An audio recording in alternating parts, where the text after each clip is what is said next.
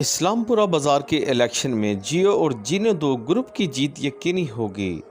मोहम्मद परवेज़ खान ने कहा कि हमारा ग्रुप भारी अक्सरियत से कामयाब होगा। सिटी वन न्यूज़ से गुफ्तगू करते हुए मोहम्मद परवेज़ खान ने बताया कि हमारा ग्रुप इलेक्शन में भारी अक्सरियत से कामयाब होगा।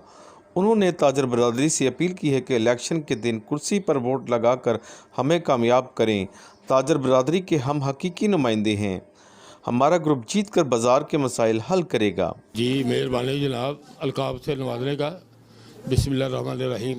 मेरा नाम मोहम्मद परवेज़ खान है। मैं सीनियर नायब सदर जनाब पम्मा साहब के साथ हमारा एक भाईचारा है और इंशाअल्लाह ताला ऐसा इत्तेहाद हुआ है कि इंशाअल्लाह ताला इस्लामपुरा के ताजर ये याद करेंगे कि यहाँ पे कोई अच्छी क़यादत मिली है, क्योंकि 9 साल से वो महरूमी का शिकार थे और ऐसे आदमी ने यहाँ पर गलत बयानी है। 3 साल का इलेक्शन होता है, उसका पीरियड होता है, दौरानिया 3 साल का है।